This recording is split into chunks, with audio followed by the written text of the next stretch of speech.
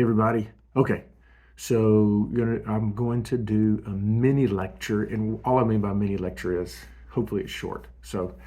Uh, my name is Jeremy. I think that I have sent everybody an email with a video, and if you haven't gotten that video, I'll give you a little bit about me. My name is Jeremy. I just finished 25 years of local church ministry, and have moved to Southeastern with my family of seven. Moved to Lakeland here in Florida just a little more than a month ago. This is my barren office.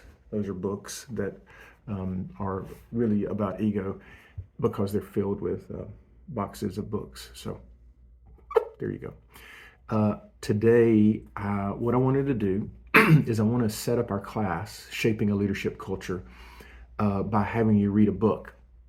And then when we get there, we'll do work.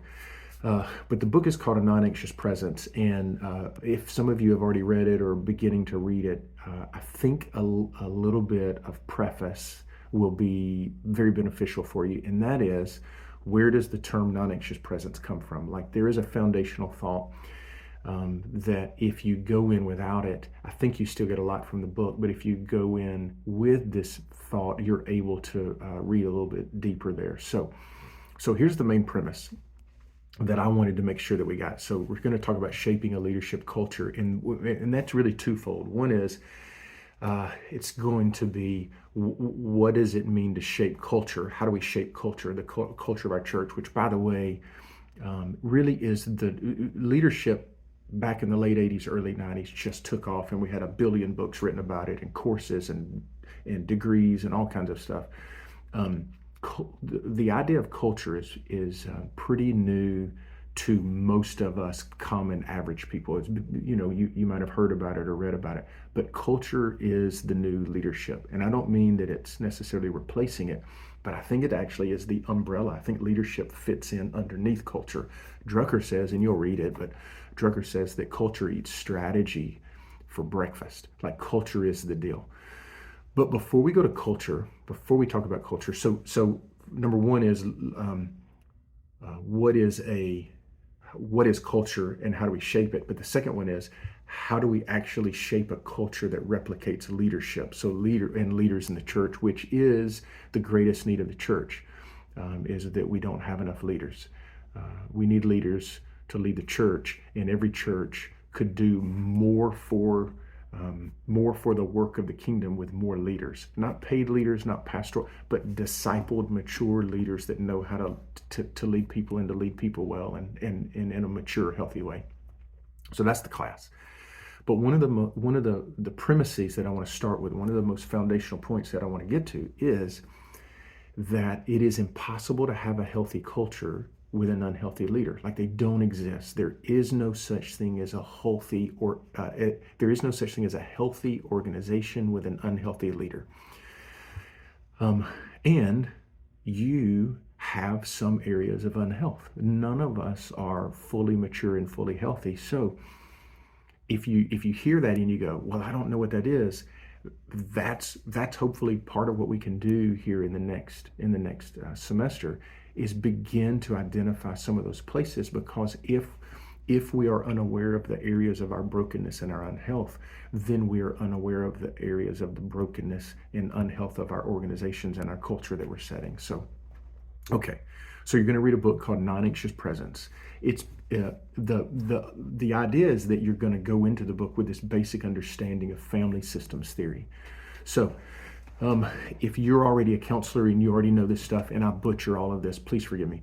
But I'm going to give you my best shot at it. But family systems theory has 5 basic principal thoughts, 5 basic premises, foundational understandings of what it is. So if you're taking notes, I'm not checking notes. We won't be doing any of that fun stuff. But if you're taking notes, I'm going to give you the 5 pieces. And the first one is this. The first one with family systems theory, which, by the way, it's a theory that makes sense in many disciplines, but it's used often in therapy. I came to learn about family systems theory through Edwin Friedman, who wrote several books, but he passed away in the 90s, was born in the 30s. He was only in his mid-60s when he passed away.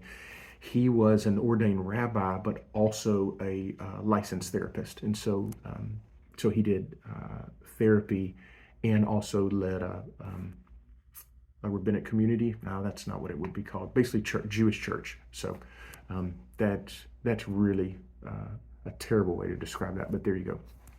So Friedman introduces us to these 5 concepts of family systems theory. And the idea is, when you do counseling, you go in with a model or an approach. And so family systems theory was his model or his approach. So the 5 pieces of this, number 1, and the very most important one basically, is systems, that we are all made up of systems. So when someone comes in to see me for counseling, and we don't do that very much at all, when somebody comes in to see me for counseling, I'm not just working with an individual who is detached from all things, but instead I'm working with someone that comes from systems. They come from their family of origin system. They come from their current familial system, possibly. They come from a work system. And all of these systems have some type of input and interplay into the individual. None of us are simply individuals, but we are part of systems. And you can't diagnose and help manage and help someone to health without understanding the basic concept that I'm not just working with an individual. I'm working with a person who is, so in pastoral ministry that I did for a while, when I would refer, and I 99% of the time, if somebody needed to do counseling, I referred to somebody. But one of the things that I would do when I referred is I would say, okay, are you open to going to see a professional counselor? And here's why I think you should. And they would say yes. Then I would say, okay, I want to tell you what they're going to do. I want to tell you what their approach is. I want to tell you what their job is. Now, this applies to most of your basic talk therapy, right? Your CBT, your cognitive behavioral therapy. Not necessarily always trauma, not necessarily always some of those other spaces, but your most basic therapy that all of us could benefit from. So I would say, here are the 3 things that a counselor's doing. And one of them was, I'm only going to tell you one of them, but one of them was, they're trying to identify the origins of brokenness inside your family of origin. They're trying to see, where did brokenness begin? Where did the ship begin to veer off of course inside of our origin, our family of origin? So all of us have these brokennesses and these parts of us that aren't helpful for our everyday lives, and most importantly, for our current relationships. And a lot of them stem from our families of origin, our issues with our mother, our father, or the systems in which we grew up in that were dysfunctional. And so the first thought of family systems theory is that we're all part of a system. And all of those systems contribute, interplay, and have these interwoven connections that are impossible to pull apart. You can never just say, let's just deal with this person. This person doesn't exist. A person you can't do counseling with a human and not consider the pieces of them that they will go back to that are not going to change. That person might begin to change, but the system's not going to change. So what is that dynamic going to do? So number 1 is systems. Number 2 is this idea of homeostasis. Homeostasis says that every system is functional, even in its dysfunction. So you'll recognize this. I'll give you one of the more stereotypical, overgeneralized ones. But all of us grew up in a system. All of us grew up in some type of, our families functioned. They worked. When we're 5 and 6 and 8 and 9 and 10, and sometimes even into our teenage years, we don't even recognize the dysfunction of our system because it works, it functions. We still make our way through life. So, it's something like this. Say your mom or your dad is an alcoholic and the other parent is not an alcoholic, and you come up with some type of process by which everyone knows how to function around the dysfunctional parent, right? And so say dad's an alcoholic and mom shoots all the kids a text, hey, dad's having one of his days, come in through the back door and be quiet. Or you have code words, or you have this internal communication or vocabulary where you know how to talk around the problem, and nobody really thinks much about it.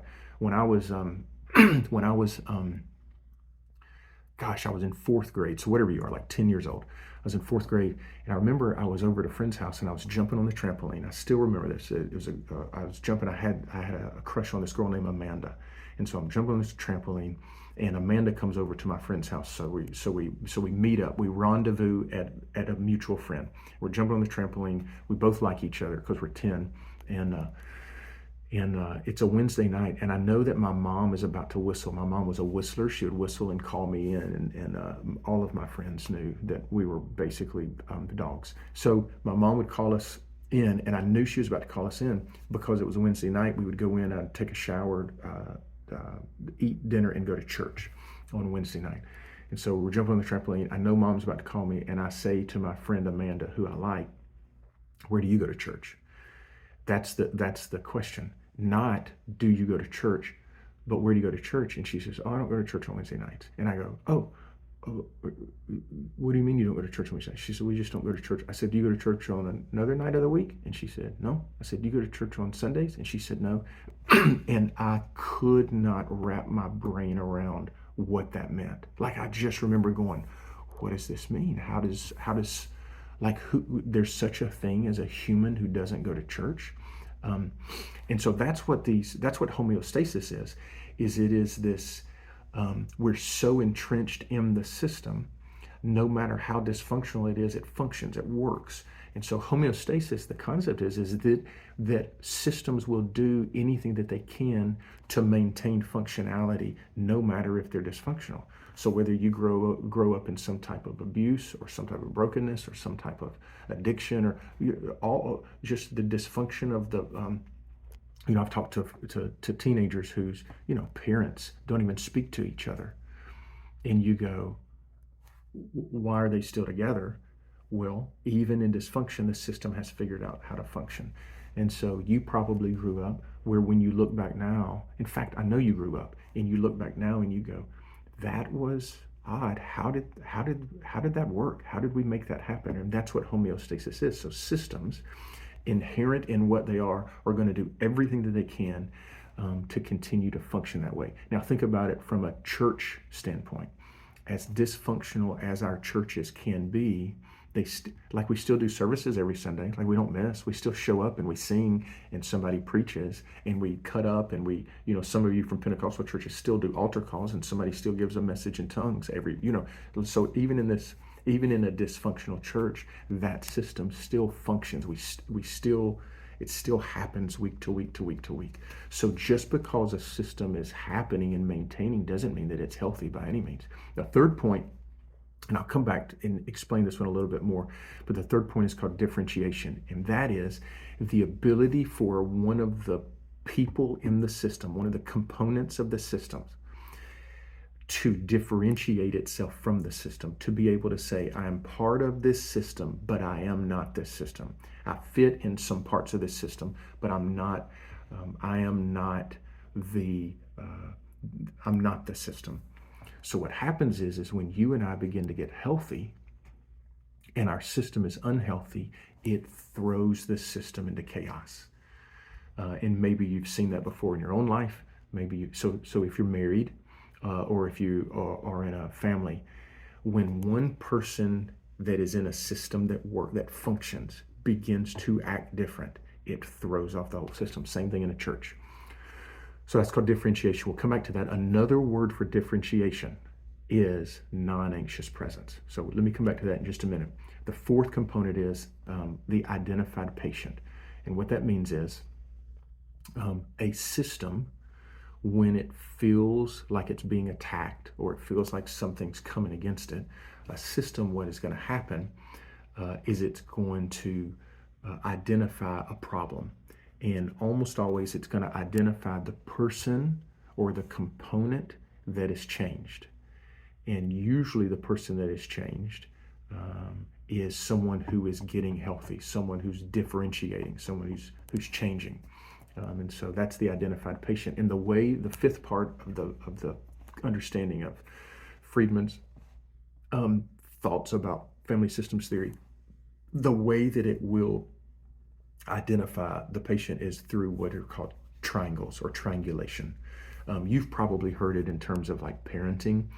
So it's when a kid maybe tries to triangle his or her parents against each other. So, one of my kids will come up to me and say, hey, hey, i- is it okay with you if it's okay with mom if Johnny spends the night? Yeah, I mean, if it's okay with your mom. And then they run over to mom and say, hey, mom, dad said it's okay with him if it's okay with you if Johnny spends the night. Well, if your dad said it's okay, well, you see what just happened. They triangulated. And um, so a triangle is when a system begins to turn on the differentiated piece or triangles, and they call that the identified patient. Okay, so okay, I'm at 15 minutes. Let's go just another few minutes. So a non-anxious presence is the goal for all of us. It basically just means a healthy or mature individual. A non-anxious presence has the ability or the capacity to separate oneself from the surrounding emotional process. So I want you to think about this in terms of most of us are pastors or lead organizations. I think we all are. We are some type of leader in an organization, pastor or other leader. So a self-differentiated person or a non-anxious presence is a person that has the ability to go into the system, to go into your organization, to go into your church, and you have this capacity to separate yourself from the emotional processes that are going in. So think about different ways that your church or your organization, think about how it functions. And oftentimes we get entangled or enmeshed into the system so deeply that we don't have the ability to not feel the changes that are happening or the things that are happening personally. Like this isn't just a ministry I lead anymore. This is me. And so the ability to separate yourself from the emotional processes. The second thing is the capacity to be clear about your own principles and your vision. So to be able to say, okay, I hear everybody's turning in, so everybody's turning on me, and everybody's mad at me. But this is such an important decision that I have to make it for the good of the organization. So that's to be able to see your principles and your vision and to not be dissuaded by the emotional process, the emotional manipulation of the system. A third is a willingness to be exposed and vulnerable. All differentiated people, all non-anxious presences have the ability to be themselves and not to necessarily have to hide anything. Now, they do it appropriately and they do it intentionally. One of the problems with this new, I've noticed it with millennials and definitely with Z, is this idolatry is too strong of a word, but we've placed this extremely high desire that vulnerability and transparency is the pinnacle of all, the height of good leadership. And while I would say I agree vulnerability and transparency matter, it has to be an intentional vulnerability. So there are certain things that I'm willing to say and to be vulnerable in certain settings and certain ones that it's not appropriate in that setting. So you have to be willing to be vulnerable or to be transparent, which, by the way, I heard somebody say recently, the difference between transparency and vulnerability. Vulnerability is the ability to talk authentically inside of the process of healing. And so that has to have an extremely intentional place for it. So are you with a professional counselor? Are you with a therapist? Are you with a very close group of people that are part of your process of healing? Transparency is how you talk about those things that you have been healed from on the other side of healing. And so what happens too often, and I have certainly done this, and my guess is you have too, is that we are vulnerable in spaces that we should not be vulnerable. Transparency is an intentional and it's a thoughtful way to communicate our transparency. So a lot of times when we first get saved and we're telling our testimony, we're still in the process of healing, and some of those things just don't need to be said yet. And so, okay. The fourth is a persistence to face resistance. So the system is going to come at you and come at you over and over and over and over again until it gets healthy. And a non-anxious presence has this ability to face resistance, which, by the way, you're going to see Mark Sayers say in the book Non-Anxious Presence. He's going to reference Friedman's book called a failure of nerve. A failure of nerve is the inability to face resistance. It's when you finally just give up and say, this is too hard, I give up. And that's what the book Non-Anxious Presence is totally about. One more piece, and I want to give you the overview of the book, and then you'll be ready. And we're at 20 minutes, so a couple more minutes. The last one is your own self-regulation of emotions. Think about how often you and I react to our system, whether it's at home or our work system, our any type of group system that we're part of. Think about how often we react to it. And we get caught up in the emotions of it. And so it's the ability to self-regulate, to feel the stress and the tension of the system, and to come in with a balance. So what I've noticed in pastoral ministry, especially early for me, I got much better at this the later that I got, because I allowed the Holy Spirit to do work inside of me. Certainly didn't make it all of the way, but I made it further. I matured, I moved, I evolved. But there is this kind of inherent in the pastoral role. There is, a lot of us are drawn to it, and really any helping profession, we're drawn to this need to be needed. We feel this need, and so I call that a compulsion. So a compulsion is this need to be needed. And so a self-differentiated or a non-anxious presence who is a pastor has the ability to not feel the compulsion of the need to be needed. So we step into the system and we say, here's what I think we should do, and here's how I'm going to lead us. But if you're not going to go, I'm not going to take this personally. This is my gift to us. This is my gift to you. So you could even go into you could even do some marriage counseling and say, okay, you guys, you're having a hard time here. Here's what I would do. Here's my gift to you.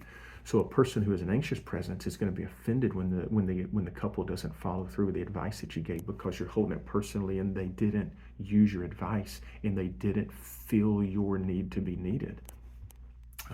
But a non-anxious presence says, this is my gift to you. Use it if you want to. You don't have to use it if you don't want to. It doesn't change me whether or not you use the gift that I'm offering you. Okay. So here's the book. The book is called A Non-Anxious Presence by Mark Sayers. He's a pastor in Australia. Really brilliant. But what he says is,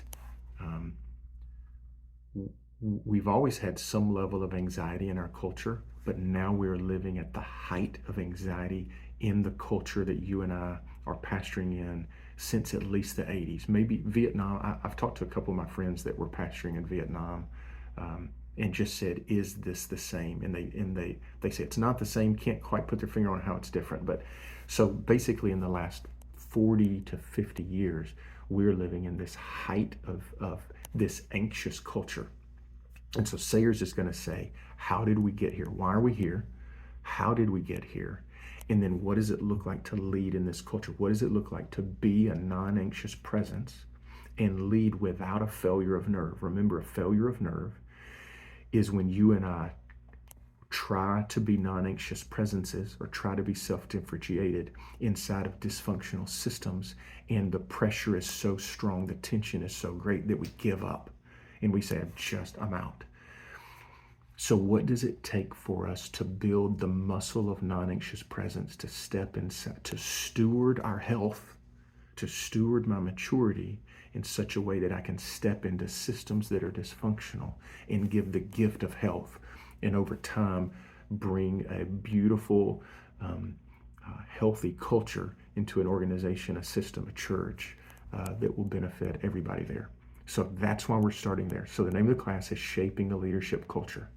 And I think that it is very important that we start at the place of, you cannot bring a good culture and you cannot bring health to a system if you are unhealthy. And so that's where we'll start. So hope this has been good for you. I basically have the syllabus finished, and it's very simple. I'm just going to give it to you when we get to class in 2 weeks. But it's a very simple syllabus. We're going to read books. We have a project, and when we have a class bibliography, which I'll tell you about, and that's it. So that's all you got to do. We're going to read the books, you're going to do a project, and we're going to have a class bibliography, and that's it. So we'll talk about that. I'll explain all of that in class. But for now, watch this video, which you did, 25 minutes, and read the book, and we'll be ready for class. See you guys soon.